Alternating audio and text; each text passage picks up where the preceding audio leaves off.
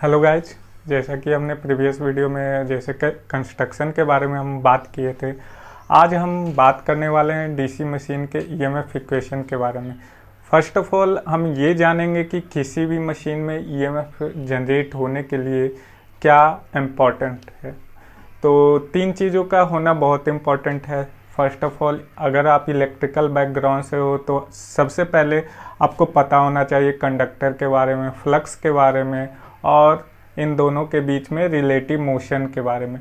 जहाँ पे ये तीनों चीज़ एग्जिस्ट होते हैं वहाँ पे ईएमएफ जनरेट होते हैं।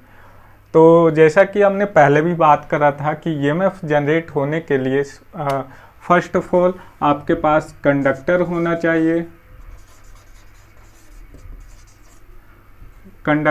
चाहिए, दूसरा फ्लक्स होना चाहिए और तीसरा दोनों के बीच में रिलेटिव मोशन होना चाहिए। ये तीनों चीज़ जहाँ पे होंगे वहाँ पे ईएमएफ जनरेट होंगे। तो इलेक्ट्रिकल मशीन कोई भी हो वहाँ पे ये तीनों कॉन्सेप्ट एग्जिस्ट करते हैं, इसलिए हर एक इलेक्ट्रिकल मशीन में ईएमएफ जनरेट होते हैं। हाँ, हालांकि सारे में इक्वेशन अलग अलग होते हैं लेकिन ईएमएफ जनरेट होते हैं। देखो तो हम डीसी मशीन पढ़ रहे हैं तो डीसी मशीन का ईएमएफ इक्वेशन बहुत ही सिंपल है, सबसे सिंपल ईएमएफ इक्वेशन है। यहाँ पे फर्स्ट ऑफ ऑल हम मान लेते हैं कि डीसी मशीन में P नंबर ऑफ पोल्स होते हैं, फाई क्या है, फ्लक्स पर पोल है, फ्लक्स। अब यहाँ पे यूनिट इम्पॉर्टेंट होता है, फ्लक्स पर पोल, फाई का फ्लक्स का क्या होता है, बीवर होता है, बीवर। एन क्या है, speed of armature in RPM, rotation पर मिनट। ठीक है, एक होता है आरपीएस, रोटेशन पर सेकेंड, लेकिन यहाँ पे स्पीड जो निकलेगा इसका किसमें, आरपीएम में। आप आरपीएस में भी निकाल सकते हो, रोटेशन पर सेकेंड में भी। Z total number of conductor, A number of parallel path in armature winding, number of parallel path हो जाता है, क्या होता है, number of parallel path. It means आप जो उसका आउटपुट ले रहे हो ना, आउटपुट ले रहे हो वो कितने पाथ से ले रहे हो, वो होता है पैरेलल पाथ। ठीक है, अब बात करेंगे in one revolution of armature, एक रिवोल्यूशन, आर्मेचर के एक रिवोल्यूशन में फ्लक्स कितना कट करेगा, कोई भी कंडक्टर कितना फ्लक्स कट करेगा। तो अगर P नंबर ऑफ पोल है और फाई फ्लक्स है तो कितना करेगा, एक रिवोल्यूशन में P फाई फ्लक्स को कट करेगा। ठीक है, एक conductor. Time taken to complete one revolution, तो टाइम एक रिवोल्यूशन को कंप्लीट करने में कितना टाइम लगेगा, तो 60/n सेकेंड। ठीक है, तो ये एक मिनट में कितने सेकेंड होते हैं, 60 होते हैं। और n क्या है, n आपका स्पीड है, कंडक्टर का स्पीड है, किस स्पीड से वो रोटेट कर रहा है। ठीक है, average induced EMF one conductor की बात करें तो एवरेज इंड्यूस्ड ईएमएफ क्या होगा, E बराबर P∅/T, P∅/T। अब यहाँ पे इसका वैल्यू पुट कर दो, यहाँ पे हम ऊपर से इरेज करते हैं।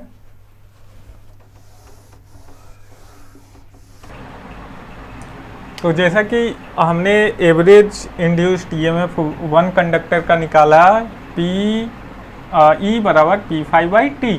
हमने T का यहाँ पे वैल्यू पुट किया जो कि यहाँ पे निकाला था 60/n। तो इसका वैल्यू हमने पुट किया तो एक कंडक्टर में इतना वोल्ट इंड्यूस्ड ईएमएफ हो रहा है। तो इसी तरह अब बात आई कि आपका जो नंबर ऑफ पैरेलल पाथ भी यहाँ पे मौजूद हैं। तो नंबर ऑफ पैरेलल पाथ जो होते हैं वो the number of connected conductor in series in each parallel path कितना होते हैं, तो total number of conductor upon A क्या है, पहले ही हमने बता रखा है, ए आपका नंबर ऑफ पैरेलल पाथ है। ठीक है, तो इट मीन्स कितने कंडक्टर से ये आउटपुट हमको मिल रहा है उसकी जानकारी दे रहा है। ठीक है, अब average induced EMF whole conductor की बात करें तो क्या होगा, E बराबर P5 अपॉन 60 इंटू ZA। तो इसका कितना आ गया ईएमएफ इक्वेशन, ये आपका वैल्यू आ गया E बराबर P5ZN बाई 60A। ठीक है, तो ये हो गया आपका EMF equation of DC machine. DC machine की मैं अभी तक बात कर रहा हूँ, ना कि मोटर और जनरेटर की। अब बात हुआ कि ये जनरेटर में ईएमएफ कितना जनरेट होगा और मोटर में कितना ईएमएफ जनरेट होगा। तो देखो, जो जनरेटर में जनरेट होता है उसे हम जनरेटेड ईएमएफ बोलते हैं, और जो मोटर में जनरेट होता है ईएमएफ उसे बैक ईएमएफ बोलते हैं। अब कहोगे कि सर ये तो जनरेटर में जनरेट होता है, वो तो ठीक है जनरेट होता है, लेकिन जो मोटर में जनरेट होता है, मोटर में तो हम सप्लाई देते हैं, तो वहाँ पे कैसे जनरेट होता है। तो वहाँ पे भी जनरेट होता है। वहाँ पे वो क्या काम करता है, वो अपोज करने का काम करता है। मतलब यहाँ पे लेंज लॉ अप्लाई होता है, मतलब वहाँ पे जिस कारण से वो जनरेट हो रहा है, जिस कारण से जनरेट हो रहा है उसी को अपोज करने के लिए वहाँ पे ईएमएफ जनरेट होता है। अब बात करूँ generated EMF easy, generated EMF easy हम बोलते हैं, ये सेम यही हो जाएगा P5ZN अपॉन 60A। ये वोल्ट में होगा, वोल्ट, इतना वोल्ट। बैक ईएमएफ, अगर मोटर की बात हुई तो वहाँ पे बैक ईएमएफ होगा, उसको हम EB से रिप्रेजेंट करते हैं। सेम वही हो जाएगा P5ZN अपॉन 60A। ठीक है, तो सिर्फ नाम का अंतर है, और दोनों में क्या डिफरेंस है। अब इसको हम न्यूमेरिकल बेसिस पे हम देखेंगे कि दोनों में क्या डिफरेंस है, दोनों में कहाँ पे ज़्यादा ईएमएफ जनरेट होंगे, कहाँ पे कम ईएमएफ जनरेट होंगे। वो हम न्यूमेरिकल जब तक सॉल्व नहीं करेंगे ये हमें पता नहीं चलेगा। अब देखो एक चीज़ और, यहाँ पे हमने बाइंडिंग पढ़ा था, लैप बाइंडिंग और वेव बाइंडिंग। तो वहाँ पे नंबर ऑफ पैरेलल पाथ जो होते हैं, लैप एक ट्रिक है, लैप में LAP ऐसे लिखाता है, तो number of parallel path A बराबर P हो जाता है, A बराबर P हो जाता है लैप में। लेकिन वेव वाइंडिंग में A बराबर हमेशा ऑलवेज 2 वैल्यू जो होता है ऑलवेज 2 होता है। तो यहाँ पे A का वैल्यू हम लैप बाइंडिंग जब होगा, जिक्र होगा क्वेश्चन में लैप बाइंडिंग दिया हुआ है, तो वहाँ पे A का वैल्यू P रखेंगे। अब यहाँ पे जैसे चलो मैं एक अलग इसको सॉल्व करता हूँ।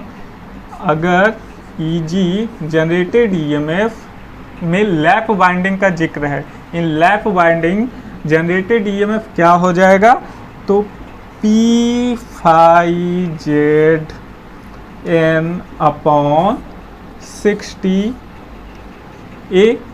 होता है। तो A के जगह पे हमने बोला लैप बाइंडिंग में A बराबर P होता है, तो हम A के जगह पे P रखेंगे। चलो P हमने रखा, तो P से P कैंसिल आउट, तो यहाँ पे क्या हो जाएगा N5Z अपॉन 60, ये हो जाएगा लैप बाइंडिंग में। अब वेव बाइंडिंग में क्या हो जाएगा, वेव बाइंडिंग में वो सेम रह जाएगा, इतना ही वैल्यू रहेगा, अपॉन 2 हो जाएगा। ठीक है, तो ये आपका ईएमएफ इक्वेशन यहाँ पे डीसी मशीन का समाप्त होता है।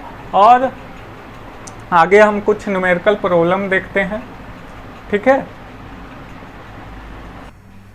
तो देखिए गाइज, अब आप लोग के लिए एक न्यूमेरिकल प्रॉब्लम हम लेके आए हैं। तो क्वेश्चन में ये कह रहा है कि ये 4 पोल जो ये मशीन है 4 पोल का है, 4 पोल जनरेटर है विथ वेव वाइंडिंग, ये वेव वाइंडिंग का है, तो A बराबर यहाँ पे 2 हो जाएगा, ये याद होना चाहिए।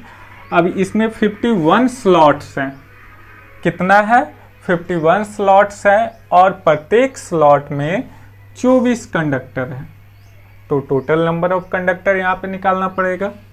और फ्लक्स पर पोल कितना है 0.01। At what speed must have the armature rotate to give the induced EMF of 220। अब यहाँ पे जनरेटेड ईएमएफ ईजी का वैल्यू दिया हुआ है, P बराबर, फर्स्ट ऑफ ऑल क्वेश्चन को अच्छे से पढ़ना है, क्वेश्चन में जो दिया हुआ है उसको लिख डालना है।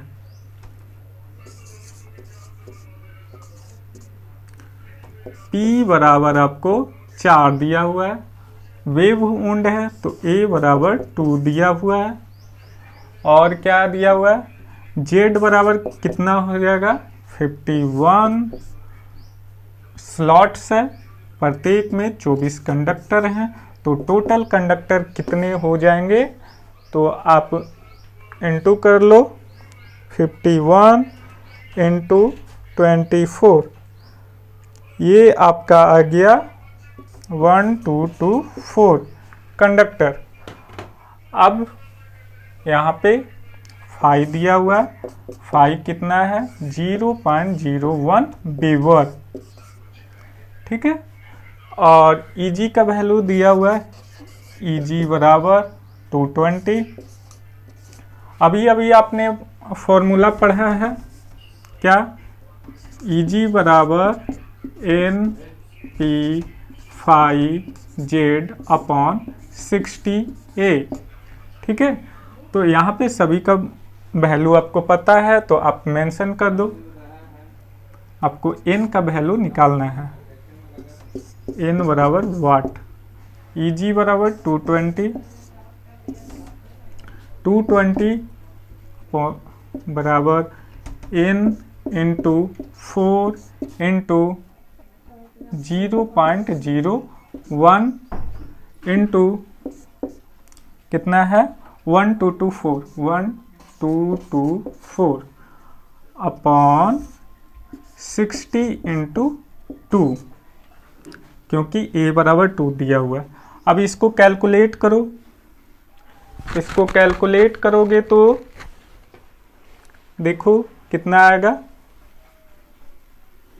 तो ये कितना हो जाएगा, इसको कैलकुलेट करोगे, कैलसी में डाल के कैलकुलेट कर लेना, N बराबर आपका जो वैल्यू आ जाएगा वो कितना आ जाएगा 539 पॉइंट समथिंग आएगा, तो पॉइंट में वैल्यू डिक्लेयर नहीं होगा, क्योंककि स्पीड हमेशा क्लियर होता है, तो ये 0.21 आता है, 539.21, ये क्या हो जाएगा RPM, रोटेशन पर मिनट में आएगा, तो एग्जैक्ट वैल्यू इसका कितना होगा 539 RPM, ठीक है। तो ये आ गया आपका N निकल कर। अब इसी क्वेश्चन में ये बोले कि अगर ये यहाँ पे कौन सा वाइंडिंग है वेव वाइंडिंग, अगर लैप बाइंडिंग होता तब इसमें ईएमएफ जनरेट कितना होगा। अब दूसरा क्वेश्चन इसी में अगर रहे कि अगर यहाँ पे वेव बाइंडिंग ना होकर लैप बाइंडिंग रहेगा तो आपका कितना होगा, ईएमएफ जनरेशन कितना होगा। तो क्या करना है, कुछ नहीं, बस यहाँ पे आपको N का वैल्यू निकल के आ गया है। N का वैल्यू कितना आ गया, N का वैल्यू आ गया 539 RPM, ठीक है। अब इसको वैल्यू पुट कर दीजिए, यहाँ पे EG का वैल्यू आपसे पूछ रहा है,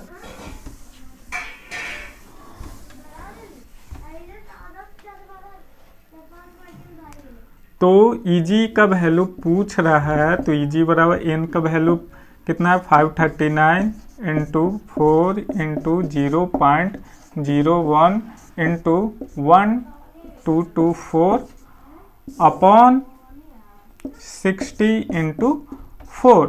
अब इसको कैलकुलेट कर लीजिए तो इसका जो वैल्यू आता है वो आता है 110 वोल्ट। इसको कैलकुलेट कीजिएगा तो इतना आ जाएगा। ठीक है, तो लैप वाइंडिंग और वेव वाइंडिंग में आपने क्या देखा, जब ये वेव वाइंडिंग था, वेव वाइंडिंग में आपका जो ईएमएफ था, वेव वाइंडिंग में ईएमएफ कितना 220 था।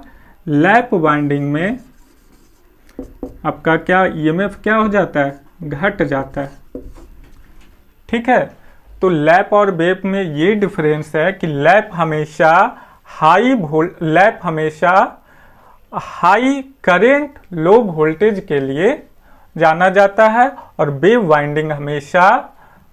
वाइंडिंग जो होगा ये किसके लिए होगा, हाई वोल्टेज लो करंट के लिए, लो करंट मशीन के लिए होता है। ठीक है, तो ये आपका फर्स्ट न्यूमेरिकल। इसी तरह और भी न्यूमेरिकल हैं, आप खुद से ट्राई कर सकते हो, हम ग्रुप में शेयर कर देंगे।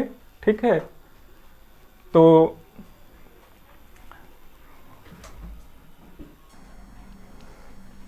ये देखिए दूसरा क्वेश्चन है आपके सामने।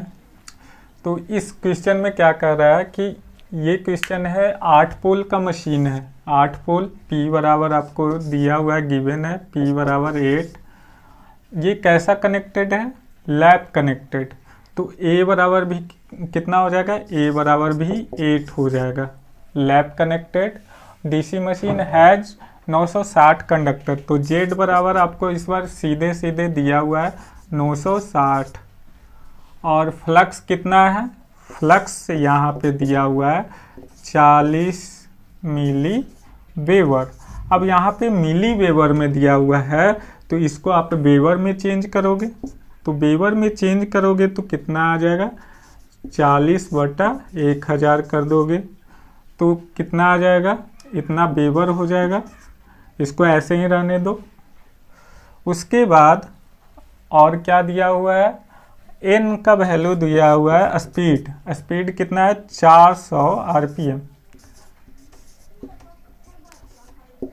ठीक है, अब निकालना क्या है, ओपन सर्किट ईजी का वैल्यू निकालना है, जनरेटेड ईएमएफ। ईजी बराबर क्या होता है, NP/Z/60A। ठीक है, तो यहाँ पे इसका जो वैल्यू होगा ईजी बराबर कितना हो जाएगा, एन का वैल्यू दिया हुआ है 400 इंटू पी का वैल्यू 8 दिया हुआ है। इसका वैल्यू रखो या ना रखो, क्योंकि लैप में हमने बताया था ए से पी कट जाता है। ठीक है, क्योंकि ए बराबर पी हो जाता है, तो इसका वैल्यू रखो या ना रखो, कोई चलो रख ही देते हैं। 8 इंटू 5 का वैल्यू दिया हुआ है, कितना आया 40/1000। ठीक है, इसको बाद में हम रखेंगे। ठीक है, 40 है, और Z का वैल्यू कितना है 960, तो 60 इंटू ए का वैल्यू 8 इंटू 1000 हम कर देते हैं। 1000 कहाँ से आया, इसका 40/1000 होगा, तो यहाँ से आएगा, यहाँ से 8 से 8 कैंसिल आउट, ये 0 से 0 काट देता हूँ, 1 2 3 4, 1 2 3 4, ये कैंसिल आउट हो गया। तो अब इसको आप कैलकुलेट करोगे तो ईजी का जो वैल्यू होगा वो कितना आएगा, ईजी का वैल्यू 256 वोल्ट आएगा। इसको कैलकुलेट कर लेना, कितना 4 4 16 और 96, इसको कैलकुलेट करके 6 से भागा दे देना, तो आपका 256 वोल्ट आ जाएगा आंसर। ठीक है, तो ये तो दूसरा क्वेश्चन था। इसी में अगर पूछा जाए कि वेव कनेक्टेड होगा तब कितना होगा, तो जैसा कि पहला क्वेश्चन में हमने बताया था कि लैप वाइंडिंग में हमेशा लो वोल्टेज जनरेट होता है, और वेव वाइंडिंग में हमेशा हाई वोल्टेज जनरेट होता है। ठीक है, तो यहाँ से आपका लैप और वेव का भी कॉन्सेप्ट क्लियर हो गया होगा। ठीक है, तो जनरेटेड ईएमएफ यानी ईएमएफ जनरेशन का पार्ट या इतना ही है, और जितना ज़्यादा न्यूमेरिकल प्रॉब्लम को आप सॉल्व करोगे उतना इस पे कमांड होगा, उतना कॉन्सेप्ट आपका क्लियर होगा। ठीक है, तो आज के लिए इतना ही, मिलेंगे अगले वीडियो में। लाइक एंड सब्सक्राइब कर दीजिएगा चैनल को।